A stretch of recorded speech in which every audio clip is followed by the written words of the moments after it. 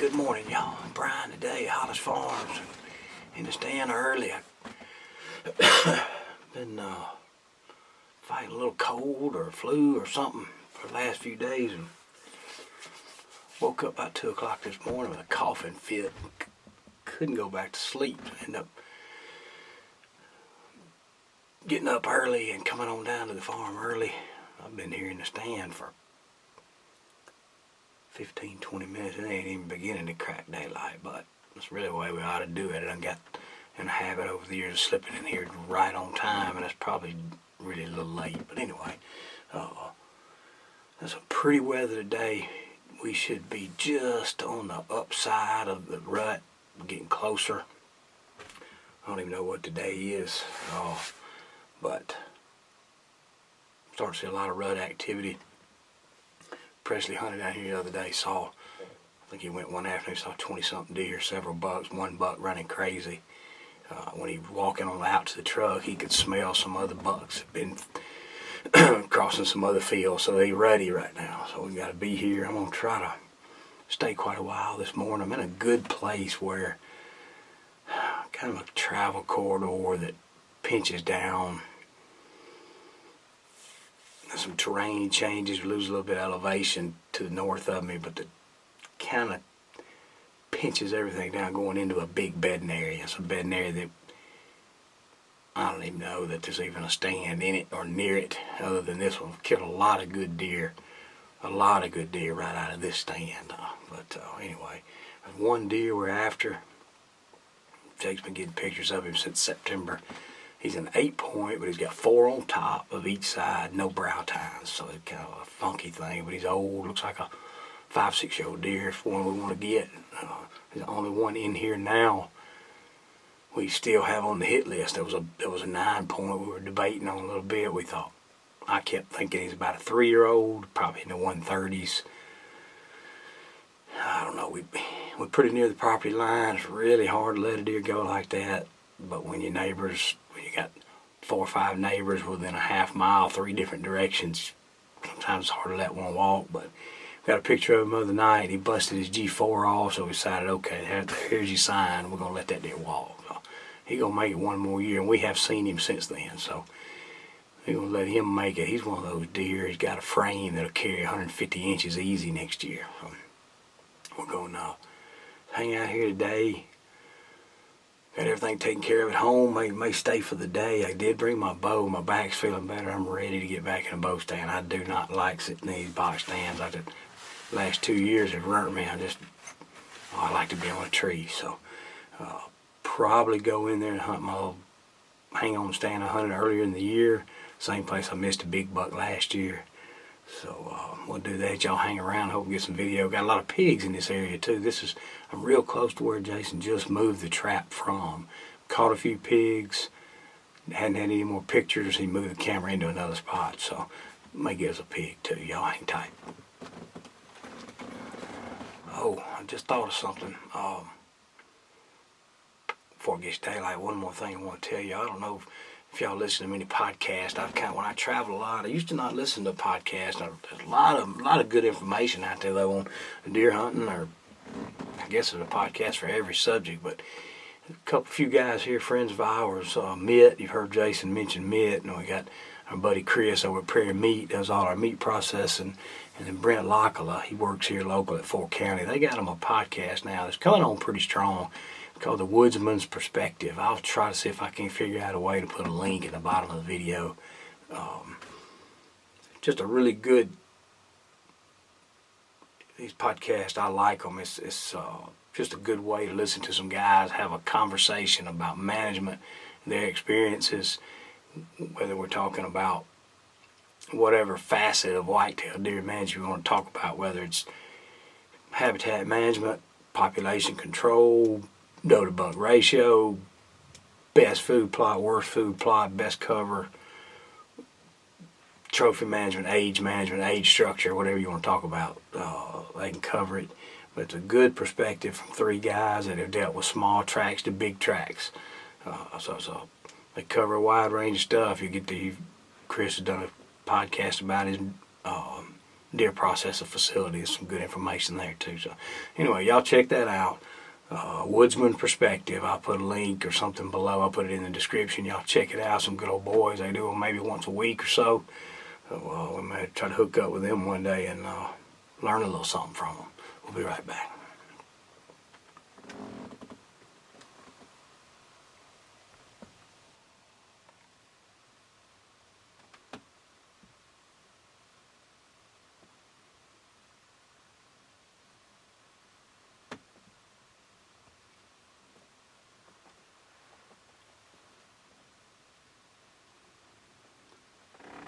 Alright, y'all.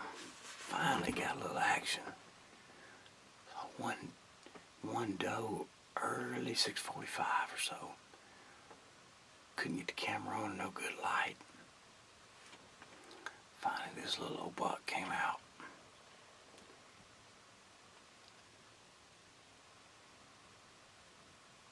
Kind of an overcast, slow morning, I don't know. Thought there'd be a little more movement here, but may pick up here shortly.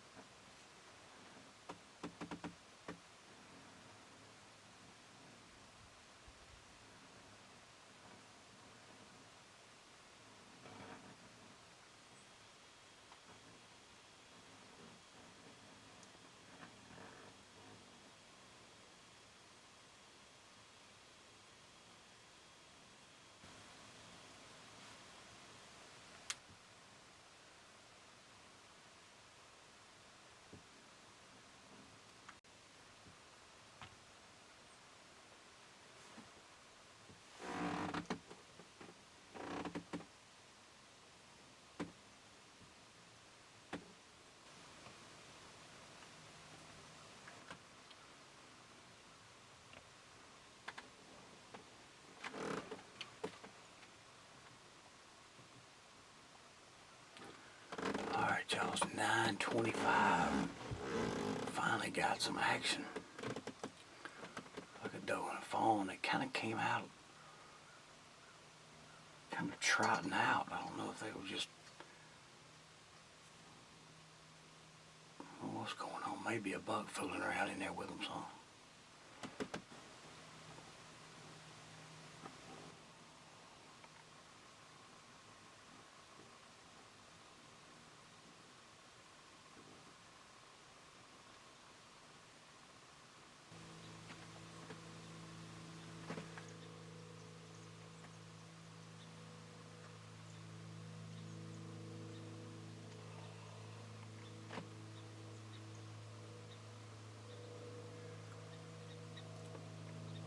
Y'all, about let this little buck get by me. Can't really tell much about him. Looks like maybe a little 9 or 10 point. Getting on up in the morning. about 9:30 now. No bugs, they just walking.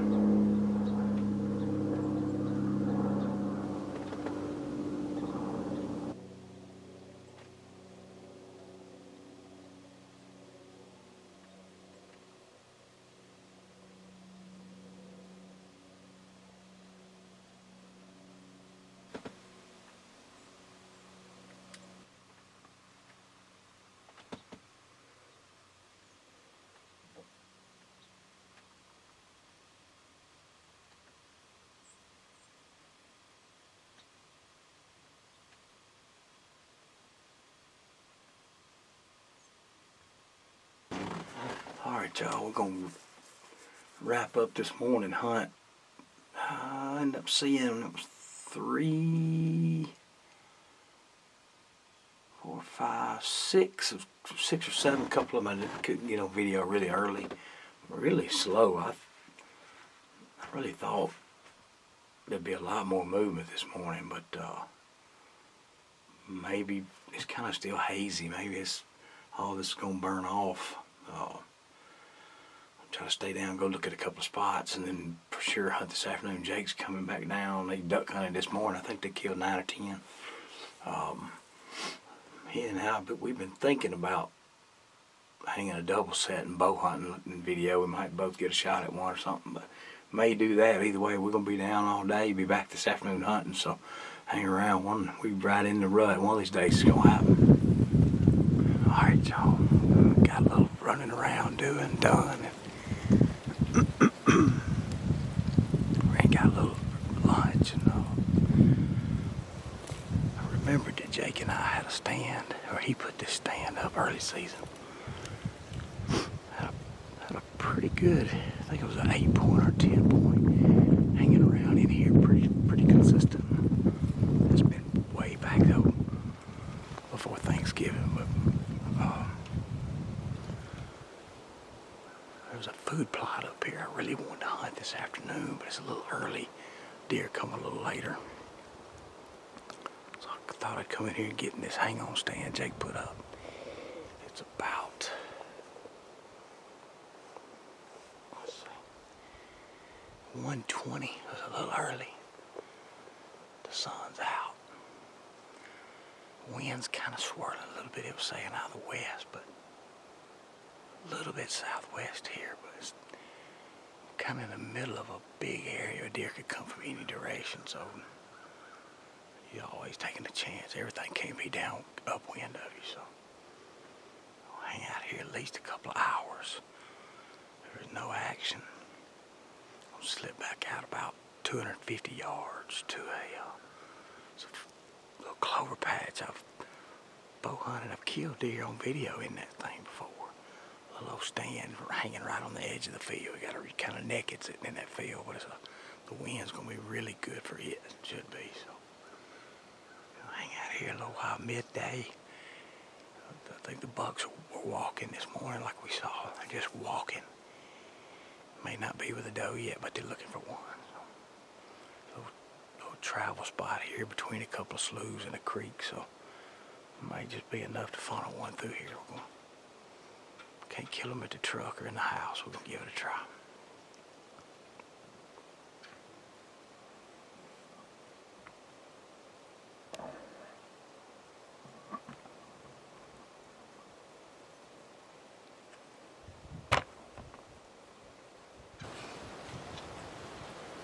Alright, y'all. Kind of been a dead day so far. Been here a little over an hour and a half. No movement, anything at all. The wind's just swirling around. No squirrels, no birds, nothing. Hopefully that means they're going to move this afternoon. They got to move at some point. I think I'm going to go ahead and get down. Probably take me 20-25 minutes to get moved up to the green field there, but I think it's time to do that, so play musical chairs till we get in the right spot.